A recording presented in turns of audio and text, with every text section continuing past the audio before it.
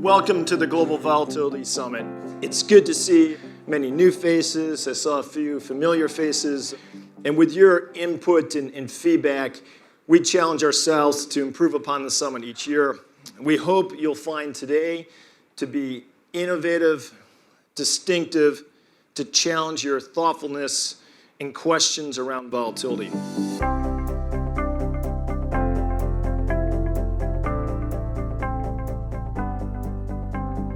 If we were here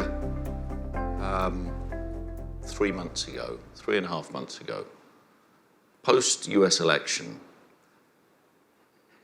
I don't think any of us would have been in a position to predict what has happened in the volatility markets across the globe, and specifically in the equity markets. So we need to do something about it. And so I've decided today that I'm going to launch my own campaign. And my campaign is going to be, I want to make vol great again.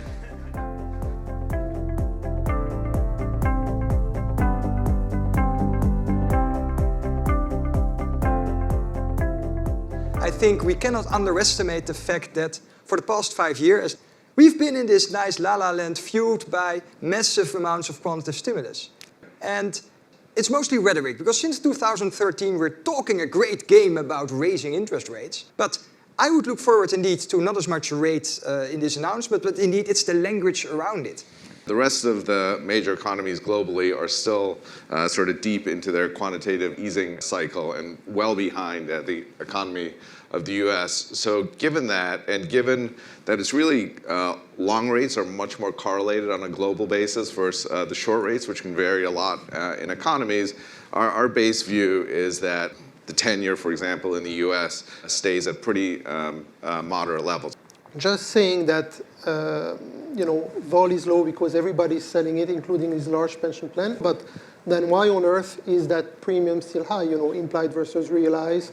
The term structure premium on the VIX market is very high. Look at the longer dated vols in Europe and the 6-month, 1 year, even 2 year type area of the surface where there is supply and there is some structured no supply in there. That seems to have kept that volatility relatively low relative to US long-dated vol. Even though we're not necessarily systematically selling volatility, it does seem like there is a bias that we want to, in general, be short vol in the US versus being long in other markets. So it's kind of another overhang of realized volatility in the US.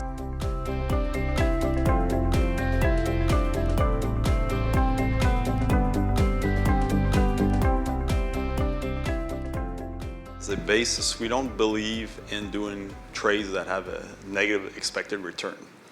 So that means buying an option.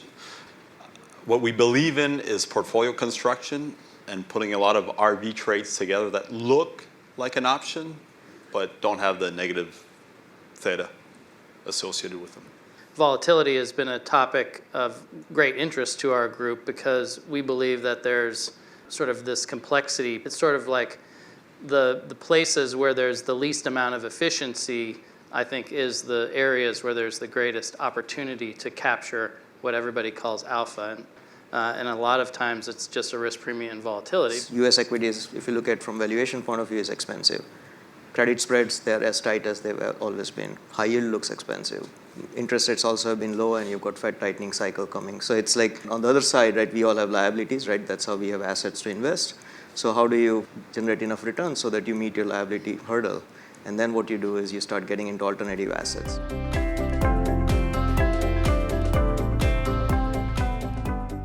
The only diversifier available to somebody who's long equity market exposure is managed futures. And so in some way, even though it may have a low Sharpe, it is really helping make the Sharpe of the total product much higher. The time series variety of trend is like long vol, and indeed like being long vol and paying for it with realized volatility.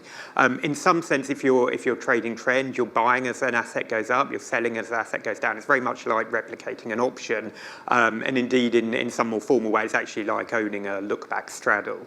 There's a strange phenomenon that we've observed that if you take just a broadly diversified portfolio of fixed income, and say, okay, well, I've got fixed income. Now I'd like to add some diversification from CTAs.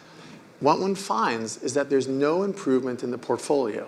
Why are CTAs essentially the same thing quantitatively as being long fixed income? The answer is, of course, that we've lived in a world of declining interest rates for the last 30 years. I mean, it has been interesting looking at these newer entrants into the trend space. And I've always thought that trend following is a relatively easy thing to do badly. People think it's very straightforward until they start doing it. And I think it's fair to say that all of us sat on this panel have probably learnt the hard way about some stuff that you don't want to do. Yeah. And it's not clear to me that some of these more generic replication type managers have learnt those hard lessons.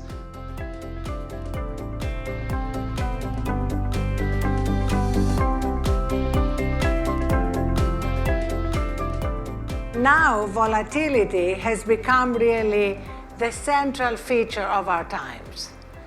And being able to live with uncertainty is more crucial than ever. We've never had access to more data than we have access to now. But the problem is that we are drowning in data and starved for wisdom. And one of the main reasons for that is our addiction to technology.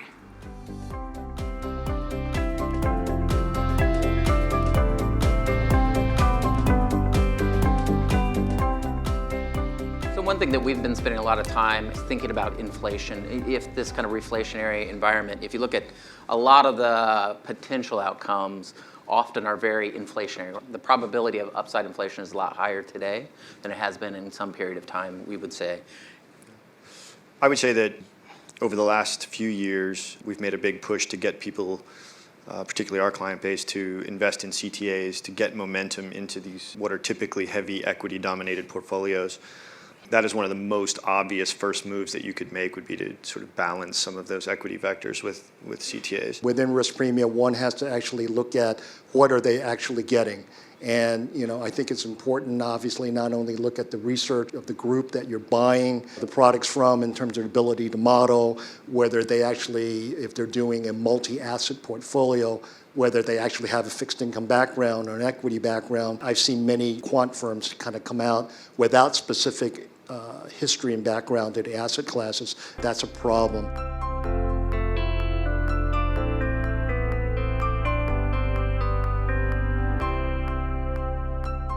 First year I did this in 2011, the big topic was tail hedging. And everybody was trying to think of ways to protect against what happened in the last 3 or 4 years. A lot of interest in long vol strategies. And what I've seen over the past few years is that sentiment's really shifted and shortfall managers have become very much in vogue. Hedging has been very topical for a lot of people. There's a lot of things going on that keeps people a little bit worried. But that, in conjunction with the fact that the S&P is at all-time highs and the incredible rally we've had since the election cycle, I'm not saying it has people worried, but at least has people thinking about hedges. So when I've been speaking about these hedges, the two factors have been in everyone's mind. The first factor is how much time people have to monetize their hedges. The second factor is timing the hedges. Imagine volatility being an insurance policy for a building, and the building being the capital markets. And the building made of one block on top of another, like a Jenga game. Now, some people thought that Brexit was going to be taking one of those blocks out of the building, and the building was going to topple. It didn't happen. A lot of people thought that 8th of November, 9th of November was going to be taking the base of the building out, and the building was going to collapse. It didn't happen. If anything, we erased any of those fears, and we kept on rallying even higher and higher. Vols are low, but that doesn't mean that options are cheap. As a matter of fact, I think that options are expensive, even where vols are, if you think of vol as an asset class, particularly in equity. And this is because when you buy vol, you're betting on a parameter, on an index, which is essentially mean reverting. You are long tail, and it also, we know that there is a hard floor at 0%. But if you buy it at the low, it means that somebody has to be selling it to you. And for somebody to sell it to you, there has to be something on the table for them. And the market has two mechanisms, in my view, to charge you for that privilege, to buy an asset when it's at the lower end of his range.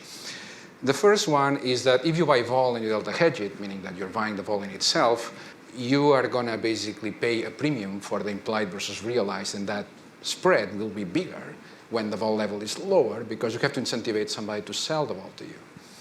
The other mechanism is that if you want to avoid that gamma position and pay this privilege by being actually paying that realized versus implied premium, if you buy the volatility forward, the volatility term structure tends to be very steep, and that's the second mechanism of the market to make you pay for that privilege. If we look back at markets in the post-crisis era, or really even going back to long-term capital in 1998, from a policy standpoint, it's been characterized by extreme monetary accommodation and an almost unprecedented level of global macroeconomic policy coordination.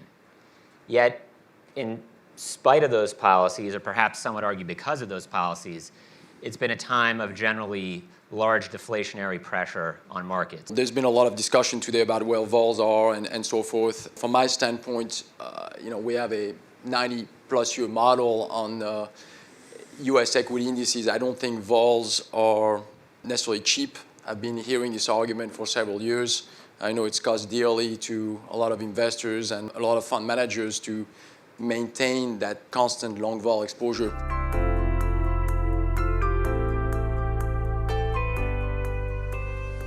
I know of not one data point showing that when a person got an extra dollar, they ever became less happy. But the relationship between money and happiness, although it's strong, is not simple. The first dollar you earn makes you really happy, and the second dollar just a little less so. And every dollar you are earning is bringing you a little less happiness until at some point, dollars, although increasing your happiness, are increasing it microscopically.